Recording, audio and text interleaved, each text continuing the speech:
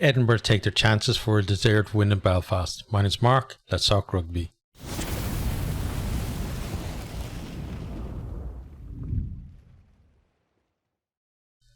Ulster have a quick start in this one.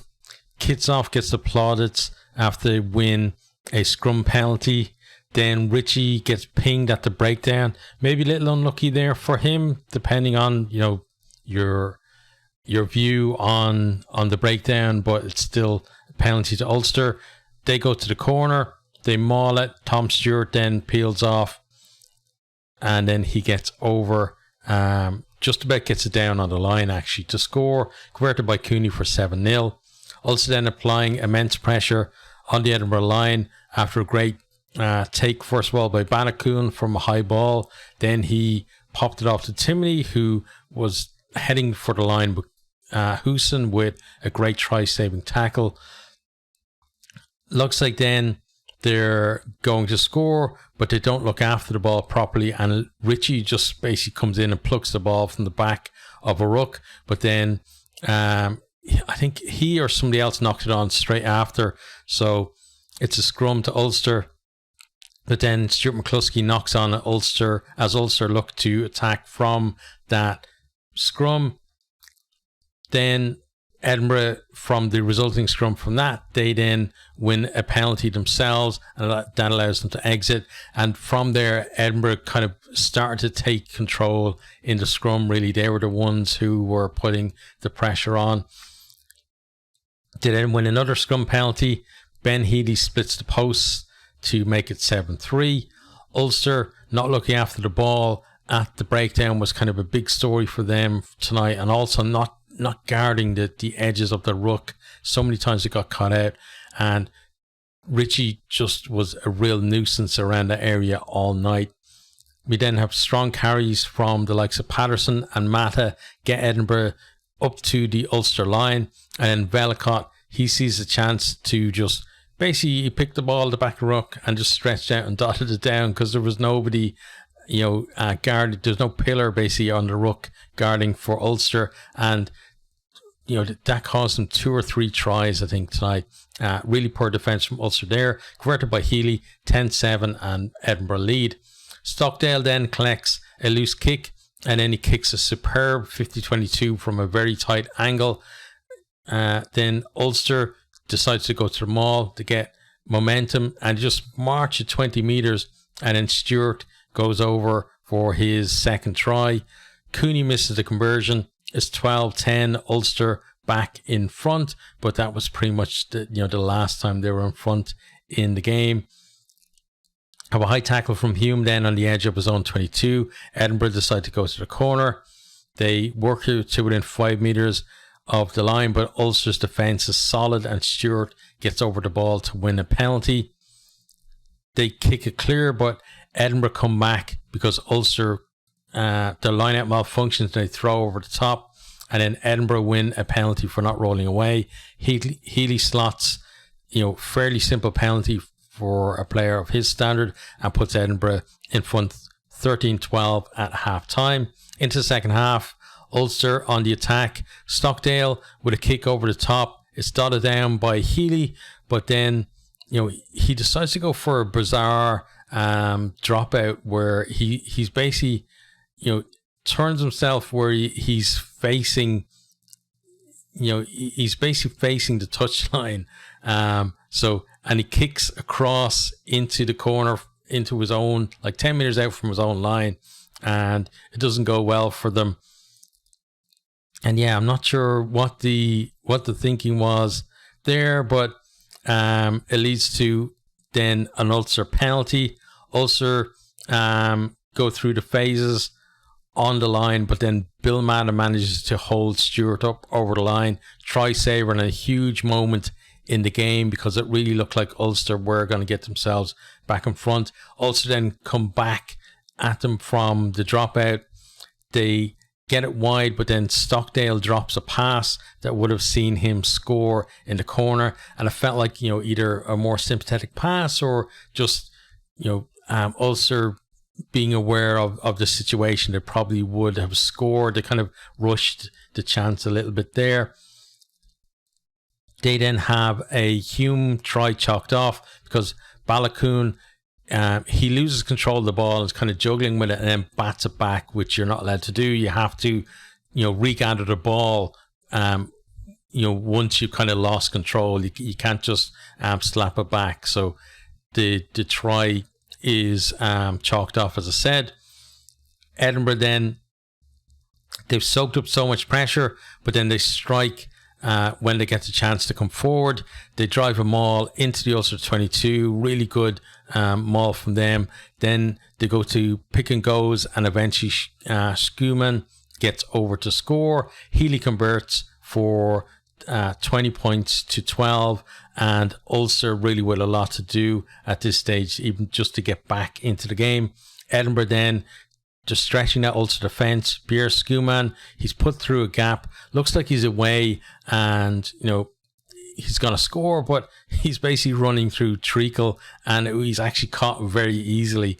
But they do hold on to the ball. Watson having great impact off the bench with some great carries, and then they shifted to the right wing, and Lang thinks he scored in the corner, but Timo check shows that he actually had a foot in touch. But it's all Edinburgh. They've got the Ulster line completely under siege, and Hislop finally drives over to score. Healy converts for 27-12. Ulster really not defending the fringes of the ruck. It was another one where it was an easy pick and go around the corner with nobody there to stop him. Ulster then, they win a penalty and go to the corner. They get another penalty for Ritchie coming in at the side of the maul, and they go back into the corner. Then the Ulster, they maul it to within a couple of meters, and then Stewart at the back turns provider as he puts Balakoon over in the corner. Doak misses the touchline conversion for 27-17. McCluskey then, he breaks through a gap. They spread it out to the left. Stuart Moore, he's got a man outside him, but decides to take it into contact. Probably should have given the ball. The ball is then slow, but Patterson had a lot to do with that. He gets a yellow card for whatever he was doing at the breakdown there. Ulster then goes to the corner, but McBurney manages to turn the ball over and deny Ulster what would have been, the bonus point try and the losing bonus point, but time's not up yet. McBurney then makes an error that gives Ulster one more chance. They shift the ball across the line, and then Hume, he fends Ritchie and goes through a gap to score and secure those 2 match points for Ulster that looked like they'd been lost only seconds earlier. Doak converts for a final full-time score of 27-24. Edinburgh with a really well-deserved win in this one, and Ulster maybe a bit lucky to be coming away with 2 match points. We're going to have a look at the stats now, so I'm hoping that they're up to date. I don't know why the official stats take so long to update. And again, if anybody is watching from the URC, I'd love to be the person that just plugs in all the stats on your website, because they do a better job. I'd have them done by now. But yeah, on attack, this is obviously wrong because Ulster did get 4 tries, so it should be 4 tries to 3. Possession, 48% to 52, looks fairly right, because Edinburgh in that second half, they really did take control. Clean breaks then 5 for Ulster, 1 for Edinburgh, but Ulster found it really hard to convert those breaks into scores, and a lot of the time the player who broke, they didn't really have that much in terms of options for offloads or passes. There were a few where passes should have been given, but a lot of the time the player was a little bit isolated, and it meant that Ulster, the players coming behind them were coming in to clean out a ruck rather than being there to collect an offload and maybe go on to score. So that's something that definitely got to work on. Defenders beaten then, just 9 from Ulster, 23 from Edinburgh. So even though they didn't make that many clean breaks, they certainly did cause a lot of missed tackles. Offloads then 0 from Ulster and 7 for Edinburgh. I'm not sure that stat is completely right either, because I know that was it McCluskey? One of the Ulster players offloaded to an Edinburgh player at one point. I think it was during the second half. Then Onto the defence then, 45% territory for Ulster, 55 for Edinburgh. Again, shows that turnaround in that second half where Edinburgh just completely took control. Number of tackles, 125 to 114. Missed tackles, 22 to 9. So really good defensive shift from Edinburgh, and that shows in tackle success. 85% from Ulster is not good enough. They're going to have to work on that because they're, unlike the likes of Leinster and Munster, who have pretty good scramble defence, Ulster, it seems to be if people get in behind them, they find it very hard to actually, prevent them from making huge ground or going on to score. So they definitely need to work on their first up defence and work on that scramble as well. Edinburgh though with 93%, really good there, and that defensive effort where it looked like Ulster were going to take control of the game and maybe get a couple of tries in that period where they're totally dominant,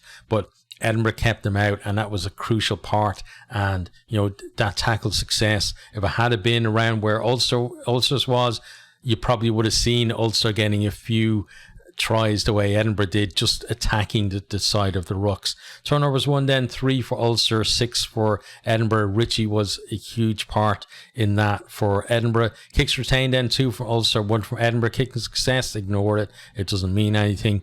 Penalties conceded then, 9 each. That seems a little low because Ulster certainly were pinged a few times at the scrum. But, again, we have to kind of trust that whoever's putting these stats in from the URC only got the tries wrong and not anything else. In terms of then, player performance, Healy with 12 points for Edinburgh. His kicking really has, just added extra to that Edinburgh team. And, his game management as well as passing has improved a lot since he went there too. And, he just gives them that little bit extra that, which means that games like this are winnable, whereas last year maybe they wouldn't have been. Then in terms of successful carries, you got Kieran Treadwell, 4 for Ulster, Ewan Ashman, those 7 for Edinburgh. And onto then, what else we look at? Defenders beaten, James Hume, 3 for Ulster, including Ritchie there at the end where he got that bonus point try. Wes Hewson though, 10 for Edinburgh, again shows how much sharper their attack was, I think.